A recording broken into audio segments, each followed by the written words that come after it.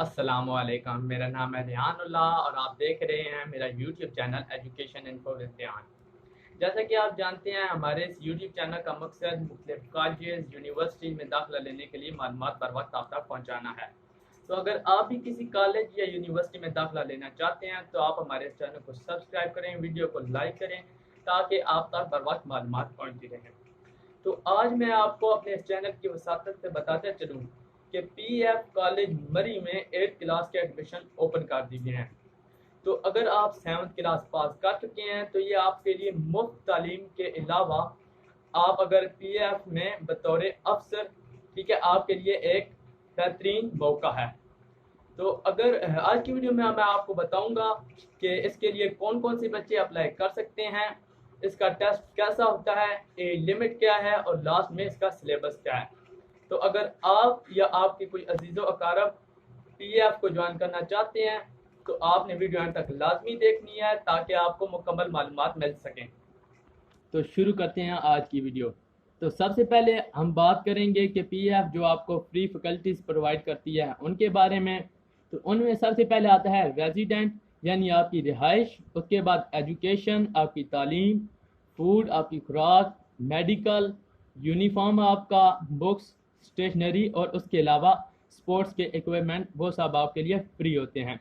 तो इसके अलावा मैं आपको बताता चलूँ कि डेवलपमेंटल प्रोजेक्ट के लिए, ठीक है, डेवलपमेंट प्रोजेक्ट के लिए आपसे थोड़े बहुत एक्सपेंसेस वो ले सकते हैं। तो इसके बाद बात करते हैं एलिजिबिलिटी क्राइटेरिया की। तो सबसे पहले उसके लिए बात करते हैं एज लिमिट की। तो मिनिमम आपकी एज लिमिट होनी चाहिए 11.5 साल, इसमें 3 महीने का अप एंड डाउन हो सकता है, और मैक्सिमम एज होनी चाहिए 13.5 यानी 13.5 साल। तो उसके बाद जो आप एप्लीकेंट दे सकते हैं बच्चे, वो नेशनल होने चाहिए पाकिस्तान के या आज़ाद जम्मू कश्मीर के मेल कैंडिडेट होने चाहिए। उसके अलावा कैम्ब्रिज सिस्टम के जो स्टूडेंट हैं वो भी इसके लिए अप्लाई कर सकते हैं। और लास्ट में जो क्लास आपने मिनिमम पास की होनी चाहिए वो 7th क्लास होनी चाहिए, जो आपने अप्रैल 2023 तक पास करनी है।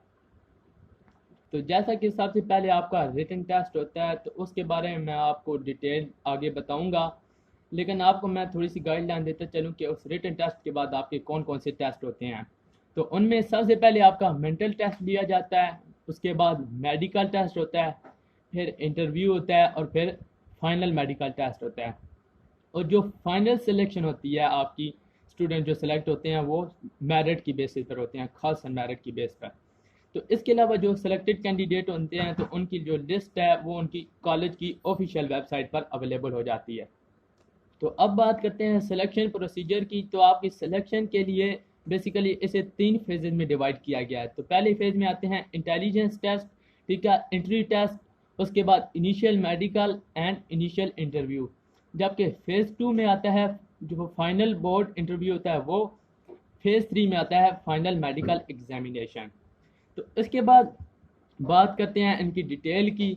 तो सबसे पहले फेज़ 1 पे आ जाते हैं। तो फेज़ 1 में पहले इंटेलिजेंस टेस्ट की बात करते हैं।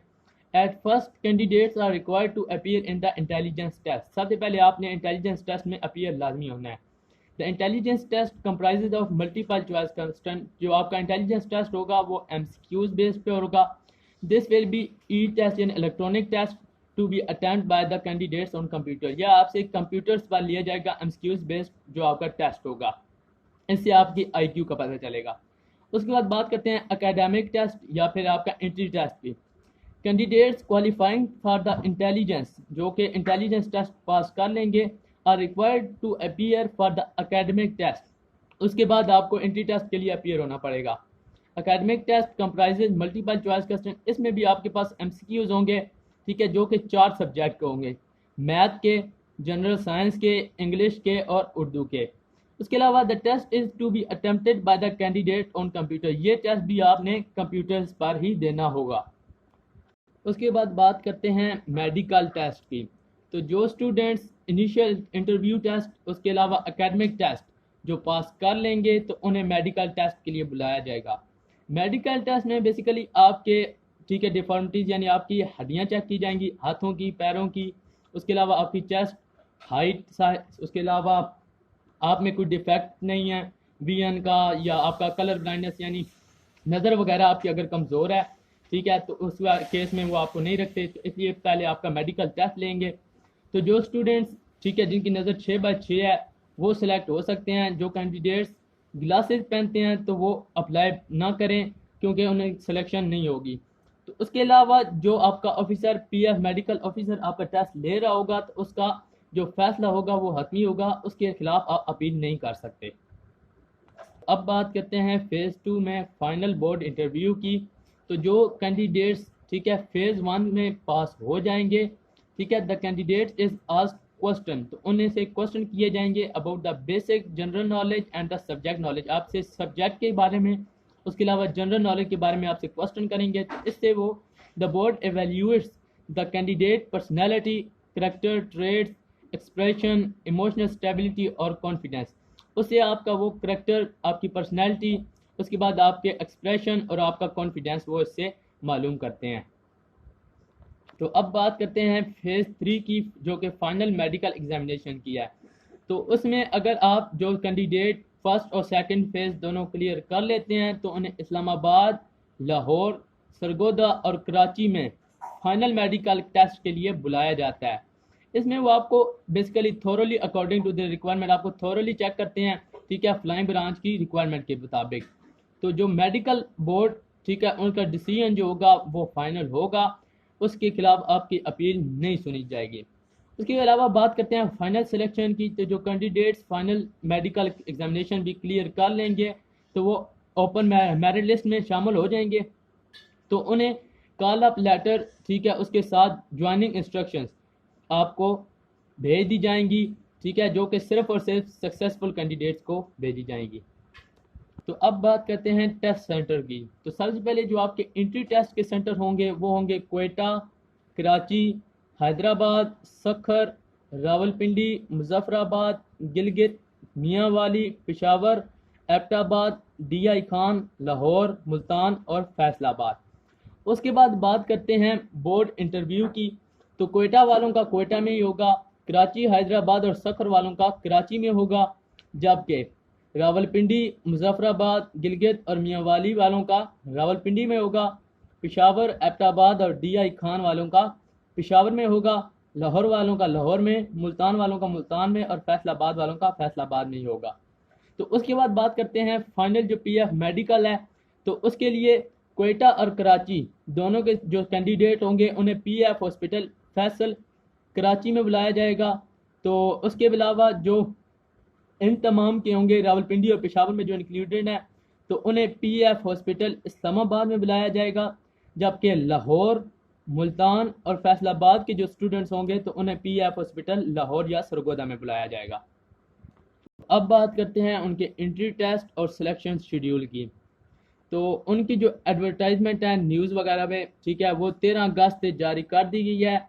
उसके अलावा उनकी जो चालान है वो 29 अगस्त से जारी कर दी गए हैं और अभी जारी हैं, ठीक है। उसके अलावा जो ऑनलाइन रजिस्ट्रेशन है वो स्टार्ट हो रही है 23 अक्टूबर से, और जो लास्ट डेट है आपके अप्लाई के लिए वो है 4 नवंबर। उसके अलावा जो फेज़ 1 के टेस्ट हैं, जैसे एंट्रेंस टेस्ट हो गया, इंटेलिजेंस टेस्ट एग्जामिनेशन, उसके बाद मेडिकल और इनिशियल इंटरव्यू, वो आपका 6 नवंबर से स्टार्ट होगा, जो कि तकरीबन 17 नवंबर तक जाएगा। उसके बाद बात करते हैं फाइनल बोर्ड के इंटरव्यू की। तो वो आपका 30 नवंबर से आगे, ठीक है, 30 नवंबर और उससे आगे होगा। उसके बाद फाइनल जो मेडिकल एग्जामिनेशन होगा वो आपका 11 दिसंबर से ऑनवर्ड होगा। आपकी फाइनल सिलेक्शन तकरीबन मार्च एंड तक, ठीक है, कंप्लीट हो जाएगी। उसके बाद आपको ज्वाइनिंग लेटर 1 अप्रैल तक मिल जाएगा और आपका जो रिपोर्टिंग टाइम होगा वो आपका 15 अप्रैल तक आपको वहाँ पर रिपोर्ट करना होगा। जैसा कि 23 अक्टूबर से आपकी रजिस्ट्रेशन स्टार्ट है, तो जब रजिस्ट्रेशन स्टार्ट होगी तो फिर मैं आपको एक वीडियो बनाकर फिर आपको मुकम्मल तफसीली मालूमात उसके बारे में दे दूँगा। तो अब बात करते हैं प्रोस्पेक्टस के परचेज़ के प्रोसीजर के बारे में। तो सबसे पहले आपने जाकर उनकी ऑफिशियल वेबसाइट www.joinpf.government.pk से जाकर आपने चालान फॉर्म डाउनलोड कर लेना है, ठीक है। उसके 4 हिस्से होंगे। जो पहला पार्ट होगा वो आपने induction cell, PF, college, Lower Topa, Murree Hills, उनको अरसाल कर देना है। जो आपका सेकंड पार्ट होगा वो आपने प्रोस्पेक्टस के लिए, ठीक है, आपने जब प्रोस्पेक्टस लेना है तो उसके लिए इस्तेमाल करना है। जब आपका जो तीसरा उसका पार्ट होगा वो आप जब इंटर टेस्ट में अपीयर होंगे तो उसके लिए इस्तेमाल होगा, और चौथा टेस्ट जो पार्ट है वो आपसे बैंक पहले ही ले लेगा। तो इसके अलावा जो आपने प्रोस्पेक्टस और एग्जामिनेशन फ़ीस जमा करानी है वो आपने किसी ब्रांच HBL के किसी ब्रांच में आपने जमा करानी है। तो अब आते हैं सिलेबस की तरफ। तो वैसे तो इनका सिलेबस इनकी ऑफिशियल वेबसाइट पर मौजूद है, तो वैसे मैं आपको बताता चलूँ तो इसमें sets, rational and whole number, decimals, exponents, square root, ratio and proportion, algebra, percentage profit and loss, geometry, information handling, linear equation, measurements और लास्ट में ऑपरेशंस एंड डायरेक्टेड नंबर्स शामिल हैं।